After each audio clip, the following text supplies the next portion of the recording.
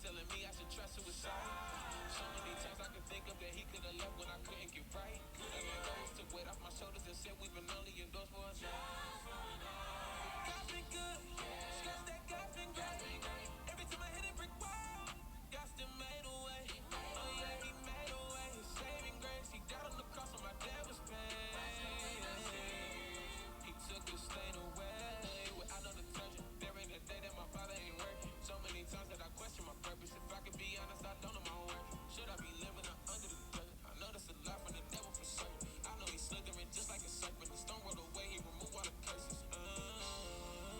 He washed my sins away. My life won't be the same.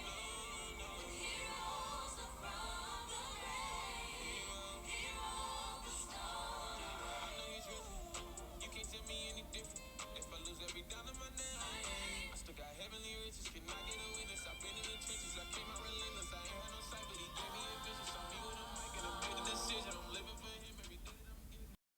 What's up, guys, and welcome back to Purposeful Pain, where I tell my story on my spiritual journey, along with ways to help you on your spiritual journey or partner alongside of you. I am your host at Miss Izzy, also known as Isabella or Isabel, depending on where you know me from. So if you're ready for real talk on how we can lean on God while becoming better versions of ourselves, hit that subscribe button so that we can get together every week. Guys, aren't you so proud of me? Wow. It's a whole week later, and here we are. Not a month. Life was life in this week, but it was manageable. And so here I am talking to you guys. All right. Let's get ready for our gem of the week. So our gem of the week reads, today is already great. You woke up feeling refreshed. There's nothing you can't handle. You are ready to conquer whatever the day brings with love in your heart, along with grace and kindness. Intention. Today I will keep trusting God. Gratitude. I am grateful for gentle parenting skills.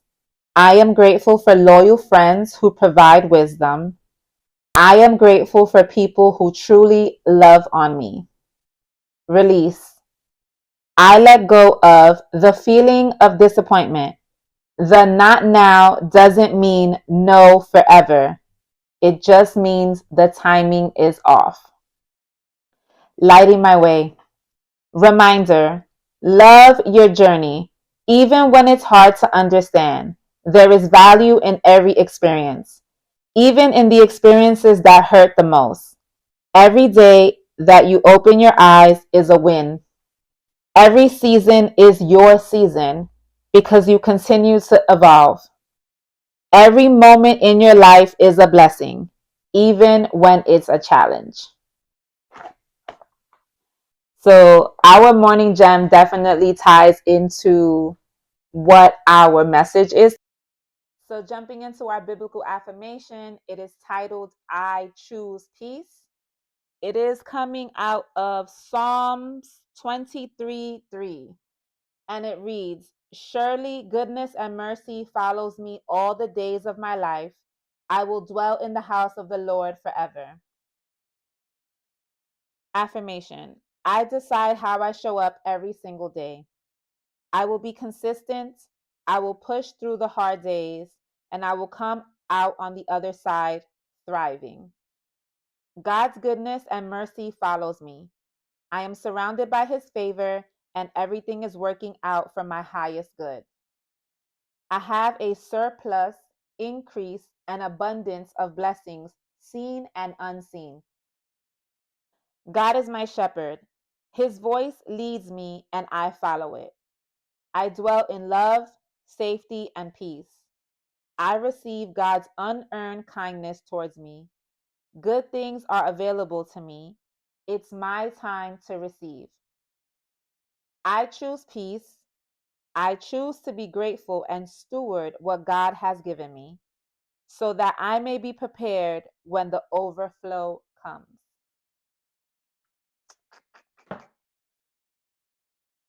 I choose peace. Do you know how hard it is to choose peace? Do you know how hard it is to feel like you are living in the life that you prayed for? That it's okay? It comes with imposter syndrome. And so today we are going to be talking about our fifth key point on becoming the human being you are destined to be. And that's acknowledging your pain as well as turning it into your purpose. Next week, we'll touch on key point 6, which is setting boundaries. And guys, that will conclude season 1 of the podcast. And I'm so proud and I'm so happy that you guys have joined me for a full season. I mean, I'll say that next week again, but isn't it so dope? Look at God. All right, so here's my question. Have you ever looked back at a time in your life and wondered how you got here? How did I survive the unthinkable? If you've been watching me since the beginning, then you know that I thought that I was dying back in 2017.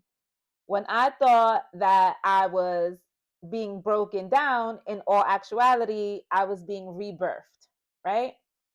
God was rebirthing me into the woman that I was destined to be. So if you can think back to a time when you felt like you weren't going to get through it, whatever that tough situation may be, and you look back at it now and you're amazed at how it turned out, and even if it didn't turn out amazing, you probably learned something that is extremely valuable and you are completely grateful for it. True? False? Let me know in the comments. So let's talk about turning our pain into purpose, and why do we even go through the pain, or if God can even use us if we've been through some things. So as per usual, we're going to get into story time. So grab your tea, grab your water, grab your coffee, grab wine if that's for you, and a snack. Because baby, we all know that story time is where I get vulnerable. And story time is where God does what he does. And I just be out here trying to be obedient. But before we get into story time, I wanted to read something that I read recently out of my old Bible. Because if you guys were here last week, I got a new Bible, which I love. Um, and I will link those for those of you that are looking for a new Bible or for better ways to, read the Bible and not on your phone. If you are a highlighter girl like me, I'll link those down below for you. But I wanted to read this passage that I found and I was like really astonished. It's called The Restorer of Your Soul. It is no wonder that God can restore your soul, for he is the lover of the soul. He can mend the past, the present, and the future.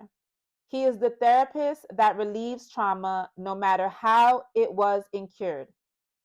Perhaps you have been through a devastating moment. Maybe no one has been able to heal what has been hurt or fill what has been depleted. There are so many kinds of pain. Some of you have survived the loss of a parent, the loss of a child, diseases. Some are either deadly or just incurable. Sadly, some have watched caskets of their own children enter the ground. Some of you are grieving over the death of a relationship. You don't even understand why it died, but you are forced to accept something that you cannot explain. You have replayed the events like jury reviews evidence, except that the deliberation is pointless. The chance to change the verdict is over. There were moments of rage that bordered on hatred, and then there were the nights of loneliness and the deepest grief you've ever known. Some of you have seen adultery. Some of you have walked into a room and seen an incident that was so shocking you relived it over and over. It was one thing to be suspicious, but quite another to have a memory to contend for the rest of your life. You dream about it and wake up in tears. It reruns before you like an old movie that you've seen too many times before. Some of you are still injured over relationships that crumbled before your eyes. Perhaps you've been haunted by one of these issues or some other crisis. Have you known have you known what it was like to want someone to rescue you from the pain? Well, let me save you some precious time. Only the Lord can heal the deep pain. It does not matter whether your pain comes from brutal rape, a kept secret, a fractured promise that was never filled, or some other gut wrenching disturbance. He is the Prince of Peace. And he rides into the worst situations on the wings of hope. His divine hand over you gives sense to the tragic events and seems meaningless. He knows how to orchestrate your pain and somehow bring a blessing out of the mess. He is the restorer of your soul. Now, I'm definitely not breaking any of that down. I just kind of want you to sit with all of the things that you may feel like you can never heal from. People will either judge you or you can't talk about. Like, I just want you to kind of sit with all of that for a moment. But in the meantime, while you are sitting with that, go grab your tea, your water, your coffee, and a snack because we are getting ready to jump into story time.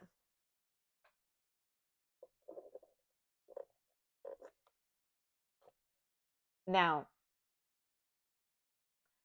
today's story time is definitely not something I want to talk about.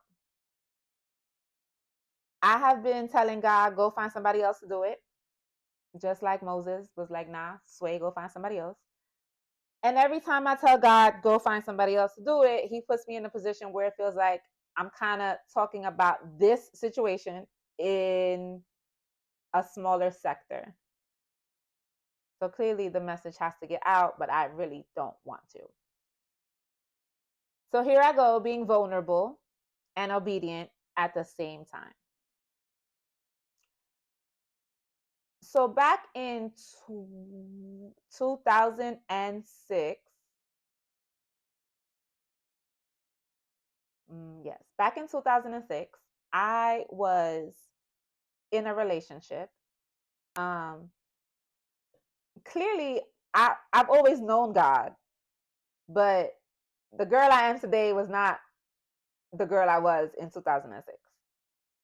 So I was in a relationship, and it was an okay relationship. We were living in the same house, whatever. Things went south in this relationship, and they went south so bad that my son had to go live with his biological father. So now I am without my son because he had to go live with his biological father, and I had to go live in a shelter. Now, when I was in this shelter, I felt like such a failure, right? Not only did I no longer have full custody of my son, who then was 4, but I also had lost my home, so I had to live in a shelter. When I was living in the shelter, it was the most depressing time of my life. Like, I had never felt like such a failure. I had done some things in life. Like, baby, if you know me personally and if you've known me, then you know I've done some things in my life that I'm not proud of, that God has brought me through, and here we are. But at this point in my life, when I was living in this shelter, I was so depressed. I felt so defeated. Like, it's about how could you be so wrapped up in whatever you got going on that not only you no longer have custody of your son, but now you don't even have nowhere to live. Like, you have to live in this shelter. That was hard for me. When I lived there, I for some reason I feel like I'm always like the voice of reason everywhere I go. That has to be God, because baby, I wasn't purposely being the voice of reason. But there were other women at this shelter. It was a women's shelter, and there were other women at this shelter, and it was like structured like a house. So the downstairs had like a living room or like a meeting room and a kitchen with a pantry.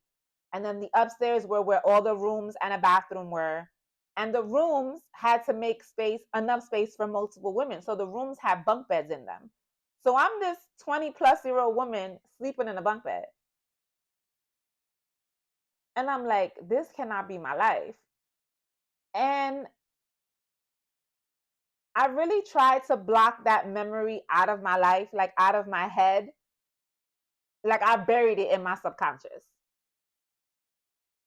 When I moved back home during COVID, we talked about how I moved back home from New York City to upstate New York. My mom lives a block and a half away from that women's shelter. For a long time, when I would go visit my mom, I wouldn't drive past the women's shelter. I literally would take the long way to my mom's house because the feelings that it would stir up every time that I drove past this house, this women's shelter, were not good feelings. Like I felt angry. I felt not good enough. It brought me back to a place in life where I didn't want to be. It was just, the feelings were not great. So I would avoid them. I would just drive the opposite way to my mom's house and not pass this women's shelter. As I got closer and closer to God and He started to show me what my actual purpose was in life, God asked me to do something. And if you've been following me and you've been watching the podcast, I've mentioned that God asked me to do something. And I told Him no. I said, I'm not doing that. God asked me to go speak at the women's shelter so that the women can see that they too can come out of their situation. I told God, like, are you bugging? Like, no. I can't. First of all, I can't even drive past the daggone house without feeling like I'm gonna cry. I'm overwhelmed. So you want me to step foot in the house? Nah, that's not gonna happen. So I told God no, and I kept telling God no. Back in May, when I went upstate to go get my daughter and bring her here, it was Mother's Day. I was home for Mother's Day, and God said, there are women that are sad, that are without their children today, just like you were without your child many years ago. And that hit hard. Because although I had to spend one whole year without my baby boy, who is now 21 years old, there was moms that, when I was in this situation, there was moms that had to spend years without their kid. And that hurt. Like, well, what am I supposed to do, God? Like, how do what am I supposed to say? God just asked me to show up. And so I did. This year for Mother's Day, I went to the women's shelter and I spoke to the women at the women's shelter. I spoke to them about God's grace. I spoke to them about God's love. I spoke to them about what God has been doing in my life and how much He's brought me through. And I did a lot of crying, trying not to do that right this very second, but I did a lot of crying. And I was hoping that somewhere along the lines, they got the message. I was broken in 2006. Like, so broke. I was lost and broken. But God used all my broken pieces to speak to other women who are currently broken. That feels like such a big burden because I always feel like I'm not equipped. Like, stop asking me to do stuff that I can't do that. But He's equipped me in the last 22 years. He's equipped me with all of these trials because somewhere, somehow, someone is going through that same situation, either at the same level or an extreme level. But if God could do it for me, He could do it for anybody. But how much do you believe he could do it for you? How much do you trust he could do it for you? So when I was at the women's shelter, there was a woman that you could see that life had hardened her. And she kind of was very standoffish to whatever it is I was saying. Honestly, guys, I can't even remember what I was saying. I do remember I was crying a lot. It was a lot of crying. So she was very standoffish to whatever it was that I was saying. And it kind of kept throwing me off because I couldn't focus because her face was like, nah, Sway, I don't want to hear nothing that you got to say. So as I was getting ready to get finished with my message, I physically, I didn't remember doing it, but I walked up to her and was like, I know that you have probably been through some serious, extreme pain in life. I said, but you aren't meant to stay in your pain. And it was as if I was talking to myself when I said it to her. And it's a sentence that has literally been like following me around since May. We were not meant to stay in our pain. The pain is supposed to be able to be used as a tool. And everyone will probably be like, what? Like, how do you use your pain as a tool? You start to ask God to turn it into purpose. Like, whatever it is that you went through or are currently going through, it needs to be used for a better purpose.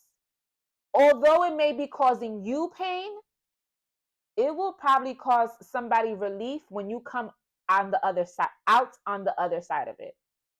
When you come out on the other side of it.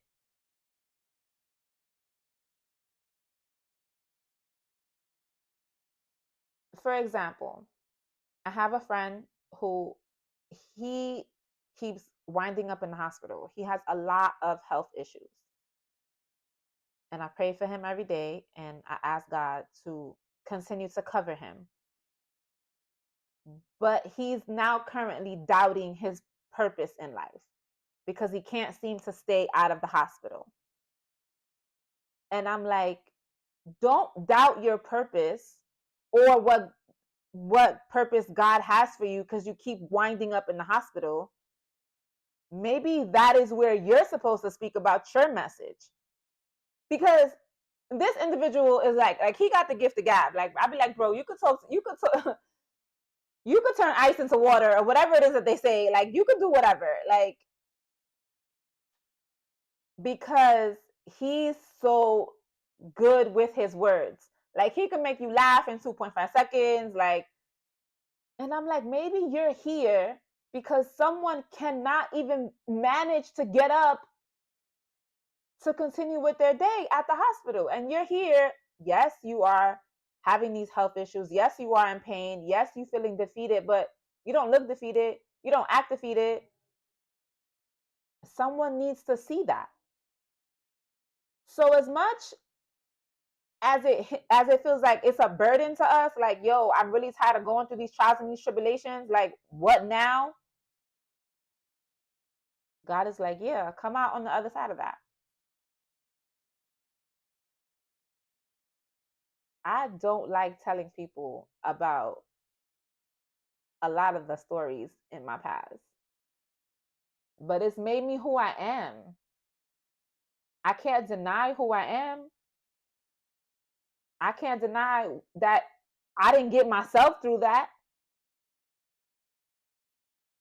God was covering me somehow, some way. So I have to talk about how he covered me and brought me on the other side. Because someone right now is feeling defeated and they're feeling like they're not covered until they get to the other side or until they hear someone else's story. So as much as I don't like telling people that I had to be without my son for a whole year and that I had to live out of shelter because I was out here thinking I was grown and doing stuff I wasn't supposed to be doing, somebody needed to hear that.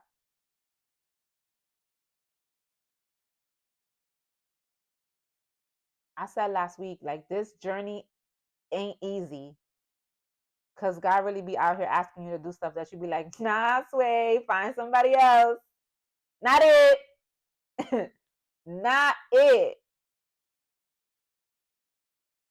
But what else am I supposed to do? Keep being that girl I was when I was 22 years old? Man, listen, not that. Not that. Not being the girl I was at 22. Not being the woman I was at 32. Like, baby, not that. So it got to be this because it ain't that. So I need you to think about a time in your life when you was going through the biggest hardship, or you felt like you couldn't come across, and then realize that when you got to the other side, which is probably now, that God was your biggest restorer. And that's why I read that passage, because no matter what you've been through, he going to flip it and he going to restore you. And then when he restores you, he going to use you. And you probably like, Isabel, nah, he not. It's a no. I got you. So for instance, God used so many broken people in the Bible. But here's some examples. God used Abraham, who doubted God's promise to give him a son by doing what he wanted to do and going along with Sarah's plan. Now, let me be clear, right? Because the women in the Bible be out here making us look bad. Eve was out here telling Adam, we're going to do this. Sarah is out here telling Abraham, now we're going to do it like this. From the beginning of time, women have been out here trying to tell men what to do. And it's a hard no. Stop telling that man what to do, because you jack it up. You jack it up, and then the men kind of get in trouble for it. Because Adam for sure got in trouble for listening to Eve. And Abraham for sure got a scolding for listening to Sarah. But still in all, even though Abraham and Sarah took matters into their own hands, God still called him friend. And God still delivered on his promise and gave him a son. Y'all don't know the story in the Bible? Go look it up. David took another man's wife, murdered the man in the process, and God still called him a man behind his own heart. What? Not only did you commit adultery, but you also murdered somebody, and God is like, that man has my heart. Can you say broken? Because somewhere along the lines, his mistake wasn't who he was. So like, my mistake is not who I am. Like, it's not who I was destined to be. Either I was influenced, or I thought I was doing it right, or I thought I had all the answers. Like, your mind, people, your mind. We talk about this. Episode 1, we're going to talk about it over and over and over again. But my mistakes are not who I am. And God knows this. And that's real hard to understand sometimes, because it's like, if you murdered somebody, then that makes you a bad person. But God loves us so much that he wants to look deeper inside of us, past what our indiscretions are. In our human brain, that don't make no sense. Because if you kill somebody, then you intended to do that. But God is like, nah, there's something in there. There's something in there that I could work with.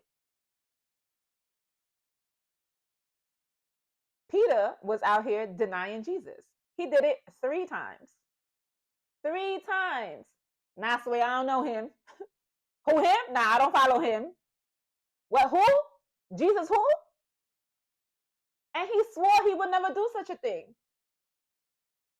Yet Jesus still gave him a chance at feeding the sheep. which is the equivalent to ministering to the people, being out here a disciple, a minister, an evangelist. He still gave him the chance to minister to the people after he denied him 3 times. Sway, fool me once, shame on me. Fool me twice, fool me a third time. And God was just like, it's okay. And last but definitely not least, good old Saul. Saul was out here persecuting the people of God. He was out here like, nope, not you. You ain't worth nothing. Even murdering them. Not only were you out here persecuting the people of God, you murdered many of them. And God still came out here, made you see the error of your ways, changed your name, and turned you into the greatest messenger for the gospel of Jesus. Like, if y'all read the New Testament, it's Paul out here just telling people about God's love and how we need to love each other, and it's not a law religion, but it's more of relationship. This is Paul, who used to be Saul and was out here persecuting the Christians. And God was like, I see something in him. None of that matters. So what? Those are some really strong examples. So if God could do it for them, he definitely could do it for me, for you. You get a new life. You get a new life. You get a new life. Out here like Oprah.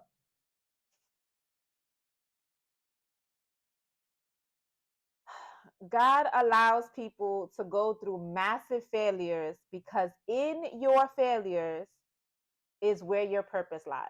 So there's a verse in the Bible. It is Luke chapter 7, verse 47. The gist of it is, in order to be forgiven much, that means you had to mess up a lot, which sounds weird. But I believe that God allows people to go through massive failures in order to increase their love. Because what happens is that the deception of perfection causes us to be proud and pious, causes us to be unable to relate to the weakness of other people unless we have been there. So, for instance, when I went to the women's shelter, like when God spoke to my spirit and told me, today you get to spend Mother's Day with your kids, how dare you not want to give that hope to other women that are not spending Mother's Day with their kids? I was able to understand that because I had been there. So when you go through these rough situations, literally God uses them for the benefit of someone else and his glory. Because there is no way that you would have told me that I would be sitting here having this conversation publicly. Like, nah, go find somebody else. I don't want to do that. But it puts me in a vulnerable situation. But it also gives God all of this glory. Like, someone else somewhere is really fighting with this. They feel defeated. They feel useless. They feel like they messed it up so bad. Like, look where I am. I'm never going to come out of this. But they will, and they can, and he will get you through it. And I didn't even, the faith I have now is not the faith I had then. Like, again, I believed in God. I knew that he was real, but I didn't lean on him the way I lean on him now. Baby, I was trying to do everything on my own. Absolutely everything. So much to the point that I kept messing it up. Because what happened? I had my hand in the pot. I didn't even know that was a thing back then.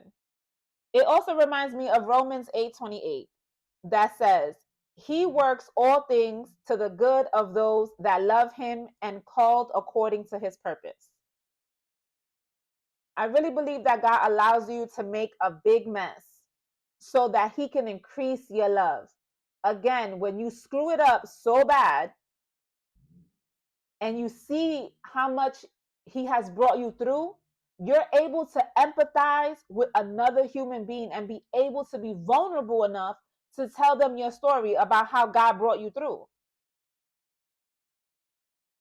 I don't sit here every week and talk to y'all because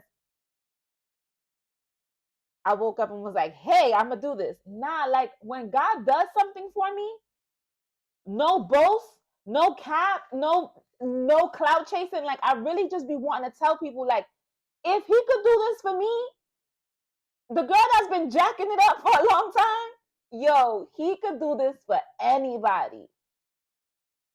You just really gotta believe. Like you gotta have that much faith. And sometimes it the Bible is so true. Like you can have faith as small as a mustard seed. Cause that's probably how much faith I had back then. But I also didn't have enough knowledge the way I have it now. But my faith was literally as small as a mustard seed. Like, bro, I don't even know how this is gonna work.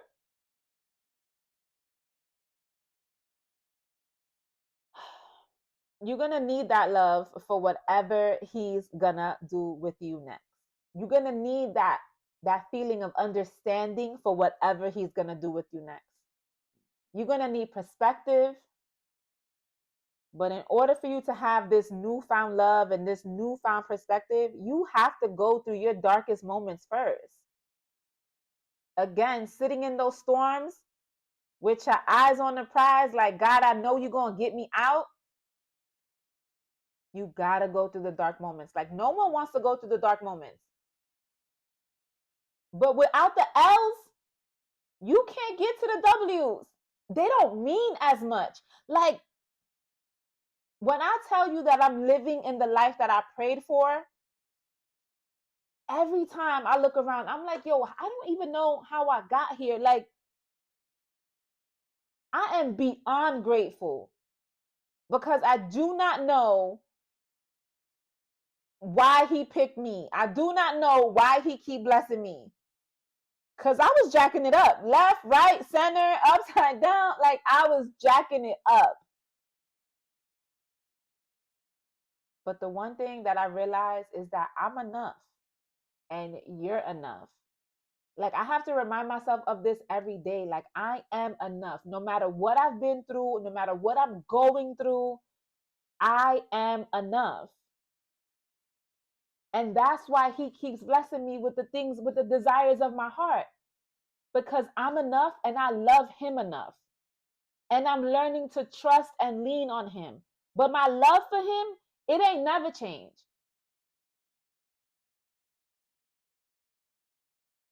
Did I do it differently then? Absolutely. But my heart was still and always will be in the right place. Just because I let my mind take over sometimes does not mean that it changed how my heart posture was about him. And that's what you have to realize, like you're enough. Your mistakes don't make you who you are. Your heart posture does. Your heart posture and how you interact with God, what relationship you want to build with him is who makes it is what makes you who you are.